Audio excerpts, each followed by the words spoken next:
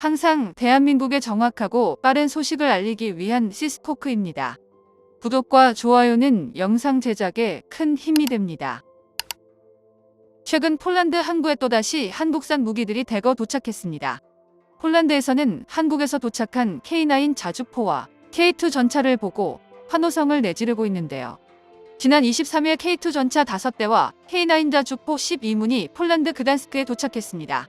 우크라이나와 러시아의 전쟁이 심화되고 이스라엘의 중동 전쟁이 전면전에 도달하는 시점에서 한국산 무기가 폴란드에 도착하자 폴란드 국민들은 커다란 안도감을 내쉬고 있는데요. 이를 본 유럽에서는 한국의 빠른 납기에 크게 놀라고 있다고 하는데 폴란드에 도착한 K9 자주포와 K2 전차에 대해 알아보겠습니다. 한국에서 제작돼 폴란드로 넘어간 K9 자주포의 수량은 세계 방산 시장을 놀래킬 정도입니다. 우선 처음 계약한 2022년에 23문, 2023년 42문에 이어 올해 6월 6문을 납품하고 이번에 12문까지 총 60문이 폴란드에 도착했는데요. 유럽산 무기들의 납기 속도와 비교하면 한국산 무기들은 그야말로 로켓 배송입니다. 6월 달에 6문을 인도하고 고작 2달 만에 12문을 만들어 인도했다는 것인데요. 이를 한 달로 생각한다면 K9 자주포 6문을 생산했다는 것인데 이건 유럽이나 미국에서는 상상도 못할 놀라운 속도입니다. 8월 달에 대부분 휴가 기간도 있었고 이번 여름은 올림픽 기간도 있었기에 유럽에서는 한 달에 한 대를 생산해 줄까 말까한 시간이었지만 한국은 무려 2달 만에 12대를 만들어서 보냈다는 것인데요. 폴란드 커뮤니티에서는 이번 한국산 무기들에게 깜짝 놀라고 있습니다. 이것 봐, 결국 한국을 선택한 건 옳은 일이었어. 맙소사 1년 만에 12대가 아니라 2달 만에 12대였다고? 정말 어메이징하다. 독일을 선택했다면 아직도 12대는 고사하고 2년 동안 10대도 못 받았을 거야. 한국이란 나라는 도대체 24시간 공장이 돌아가는 거야? 중국보다도 훨씬 빠른데 성능은 세계 최고 수준이라니 대단하다 정말. 폴란드는 지난해 정권이 교체되었는데요. 새로운 정권이 들어선 폴란드는 지난 정권에서 계약한 한국산 무기 수입을 전면 재검토하겠다고 했습니다.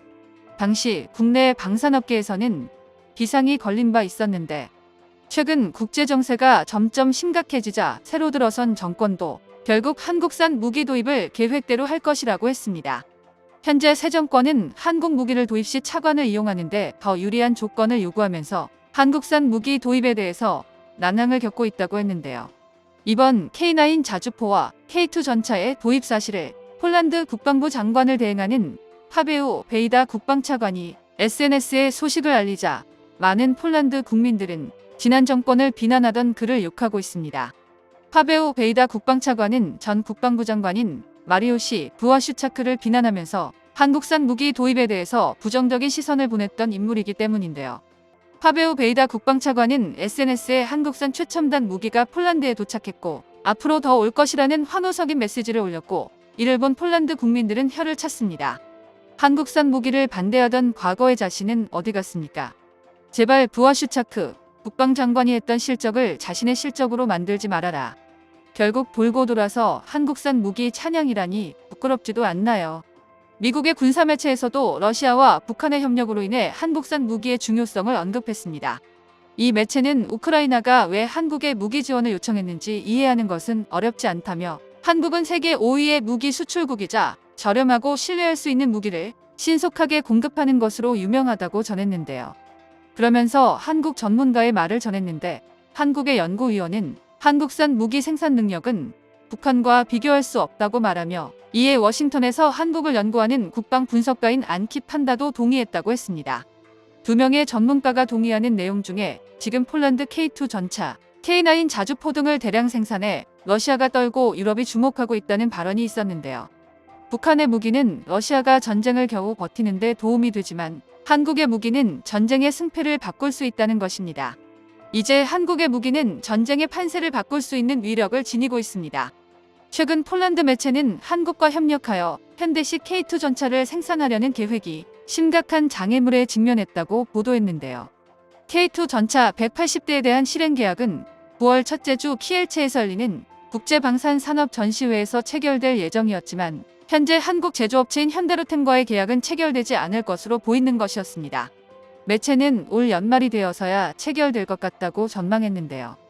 폴란드 국민들은 하루라도 빨리 전 정부에서 추진했었던 한국산 무기 도입을 예정대로 하라고 압박을 가하고 있습니다. 한국은 폴란드뿐만 아니라 지금 루마니아에서도 K9 자주포에 이어 K2 전차 수출까지 하려 하고 있는데, 폴란드의 새로운 정부에서 이처럼 미적거리는 사이 루마니아에 먼저 공장이 지어질 수도 있다고 했는데요.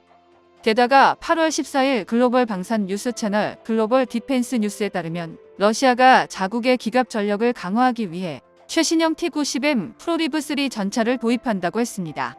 여기에 2024년 말부터는 T-14 아르마타 전차의 대량 생산을 시작할 예정이라는 소식도 추가로 전해지고 있는데요.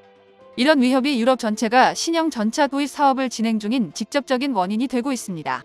만약 러시아가 우크라이나를 상대로 승리하고 다음 행선지를 발트 3국이나 폴란드 쪽 배평원을 잡는다면 그야말로 징기스칸 이후 유럽의 최대 위기가 올지도 모르는 상황인데요.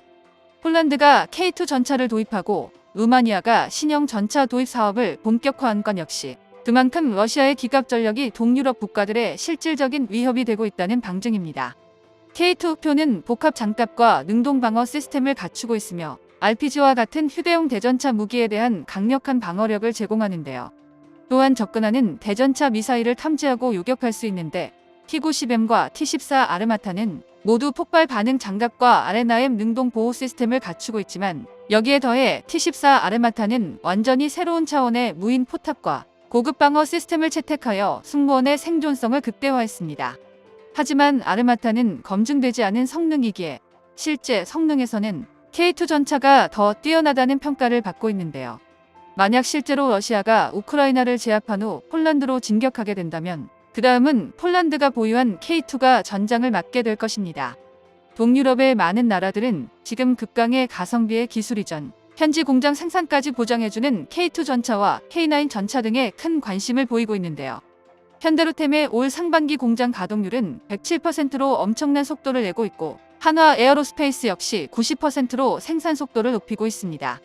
한국의 방위 산업이 더 이상 동아시아에 국한되지 않고 글로벌 방산 시장에서 절대 강자로 자리매김하고 있음을 증명하는 것인데요. K2 전차와 K9 자주포는 이제 한국이 세계 방산 시장에서 얼마나 강력한 국가로 성장했는지를 보여주는 상징적인 존재입니다. 세계 최고 수준의 성능으로 폴란드 등 유럽 국가의 실전 테스트에서 보여준 내구성과 신뢰를 바탕으로 K2 전차와 K9 자주포는 세계 방산 시장을 장악할 것입니다. 정보가 도움되셨다면 구독과 좋아요 부탁드립니다. 이상 시스코크입니다.